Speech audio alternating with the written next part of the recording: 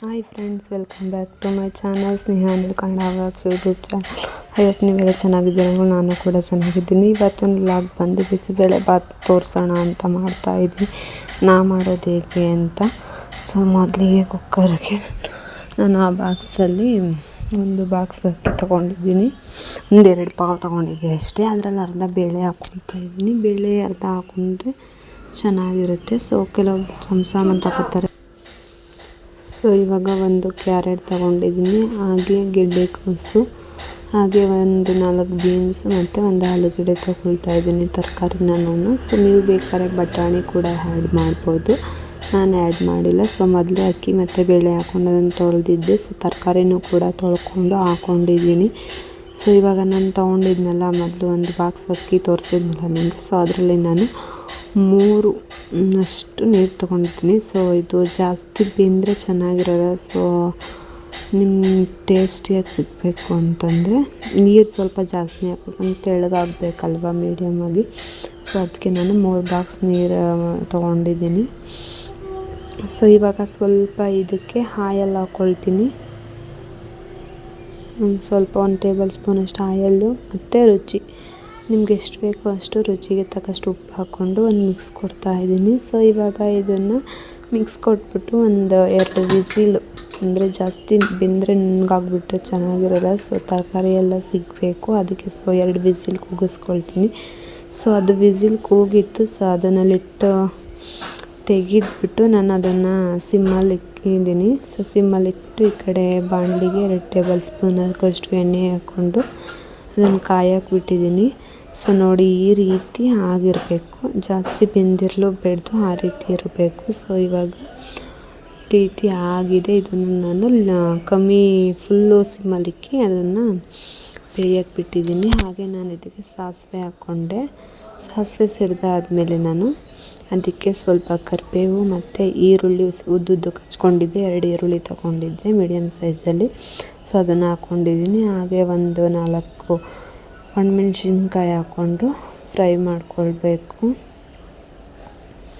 ಅದು ಬಣ್ಣ ಸ್ವಲ್ಪ ಕೆಂಪಾಗಬೇಕು, ಆ ರೀತಿ ಆಗೋ ಗಂಟ, ಕಲರ್ ಬರಬೇಕು, ಆ ರೀತಿ ಆಗೋ ಗಂಟ ಫ್ರೈ ಮಾಡ್ಕೊಳ್ಬೇಕು. ಸೊ ನೋಡಿ, ಇವಾಗ ಅದು ಬೆಂದು ಸ್ವಲ್ಪ ಕಲರ್ ಬಂದಿದೆ. ಸೊ ಇವಾಗ ನಾವೇನು ಮಾಡಬೇಕು, ಅದಕ್ಕೆ ದಪ್ಪ ಮೆಣಸಿನ್ಕಾಯಿ ಹಾಕ್ಕೊಳ್ತಾ ಇದ್ದೀನಿ.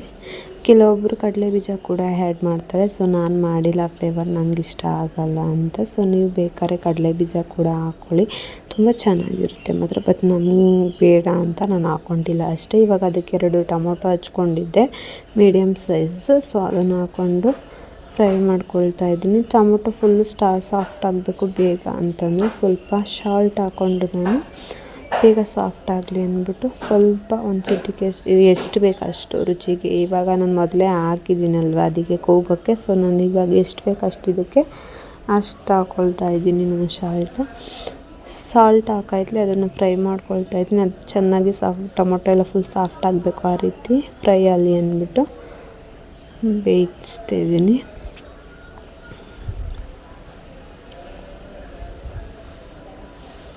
ಒಬ್ಬೊಬ್ಬರು ಒಂದೊಂದು ಥರ ಮಾಡ್ತಾರೆ, ಬಟ್ ನಾನು ಇದೇ ರೀತಿ ಯಾವಾಗಲೂ ಮಾಡೋದು. ಸೊ ಇವಾಗ ನಾನು 1 ಟೇಬಲ್ ಸ್ಪೂನಷ್ಟು ಚಿಲ್ಲಿ ಪೌಡರ್ ಮತ್ತು ಒಂದು ಚಿಟಿಕೆ ಅರಿಶಿನ ಮತ್ತು ನಾನು MTR ಬಿಸಿಬೇಳೆ ಬಾತ್ ಪೌಡರ್ ಕೂಡ ತರಿಸಿದ್ದೆ 10 ರೂಪಾಯಿಂದು. ಸೊ ಸಾಕಾಗುತ್ತೆ ಅಂದ್ಬಿಟ್ಟು ಹಾಕ್ಕೊಂಡು ಫ್ರೈ ಮಾಡ್ಕೊಳ್ತಾ ಇದ್ದೀನಿ. ಇದೆಲ್ಲ ಮೊದಲೇ ಹುರಿದು ಎಲ್ಲ ಮಾಡ್ಕೊಂಡಿರ್ತಾರಲ್ವ. ಸೊ ಜಾಸ್ತಿ ಫ್ರೈ ಮಾಡಿದರೆ ತಳ ಹಿಡ್ಬಿಡುತ್ತೆ. ಸ್ವಲ್ಪ ಒಂದು ಚೂರು ಬಿಸಿಯಾಗಿ ಸ್ಮೆಲ್ ಹೋಗಬೇಕು, ಆ ರೀತಿ ಹುರ್ಕೊಂಡಾದ್ಮೇಲೆ ನಾನು ಹುಣಸೆ ಹುಳಿ, ಒಂದು ಸಣ್ಣ ಗಾತ್ರದ ಹುಣಸೆ ಹುಳಿ ಹುಳಿ ಹಾಕಿದ್ದೆ. ಸೊ ಅದನ್ನು ಕೂಡ ಹಾಕ್ಕೊಳ್ತಾ ಇದ್ದೀನಿ. ಸೊ ಇವಾಗ ಅದನ್ನು ಒಂದು ಮಳೆ ಬರಬೇಕು, ಆ ರೀತಿ ನಮಗೆ ಬೇಕು. ಇನ್ನೊಂದು ಸ್ವಲ್ಪ ನೀರು ಬೇಕು ಅನಿಸಿದ್ರೆ ನೀರು ಆ್ಯಡ್ ಮಾಡಿಕೊಂಡು. ಸೊ ಅಕಸ್ಮಾತ್ ನಿಮ್ಗೆ ಏನಾರ ಇವಾಗ ಬಿಸಿಬೇಳೆ ಬಾತ್ ಸ್ವಲ್ಪ ಗಟ್ಟಿಯಾಗಿದೆ ಅಂದರೆ ಮೊದಲೇ ಏನು ಮಾಡಿ ಸ್ವಲ್ಪ ಬಿಸಿನೀರು ಮಡಿಕೊಂಡು ಹಾಕ್ಕೊಂಡು ಅದನ್ನು ತೆಳ್ಳಗೆ ಮಾಡ್ಕೊಳ್ಳಿ. ಹಾಗೆ ಇವಾಗ ನಾನು ಇದನ್ನು ಬೇಯಕ್ಕೆ ಮಾಡಿದ್ದೀನಿ. ಇದೊಂದು ಮಳೆ ಬಂದಾದಮೇಲೆ ನಾನು ಕುಕ್ಕರ್ಗೆ ಹಾಕ್ಕೊಂಡು ಅದನ್ನು ಮಿಕ್ಸ್ ಕೊಡ್ತೀನಿ. ಮತ್ತು ತುಂಬ ಟೇಸ್ಟಿಯಾಗಿ ಸಿಂಪಲಾಗಿ ಇನ್ಸ್ಟೆಂಟಾಗಿ ಬೇಗ ಮಾಡ್ಕೊಳ್ಬೋದು ಕೆಲಸದಲ್ಲಿ ಬಿಸಿ. ಸೊ ಬೇಗ ಆಗಬೇಕು ಅಂತಂದರೆ ಸೊ ಈಸಿಯಾಗಿ ಮಾಡ್ಕೊಳ್ಬೋದು. ಇವಾಗ ನೋಡಿ, ಈ ರೀತಿ ಆಗಿದೆ. ಅದು ಬೆಂದು ಚೆನ್ನಾಗಿ ಕಲರ್ ಬರುತ್ತೆ. ಸೊ ಸೊ ಫೈನಲಿ ಈ ಲುಕ್ ಇದೆ. ಹೇಗಿದೆ ಅಂತ ನೀವು ಟ್ರೈ ಮಾಡಿ ಕಾಮೆಂಟ್ ಮಾಡಿ ನನಗೂ ಕೂಡ.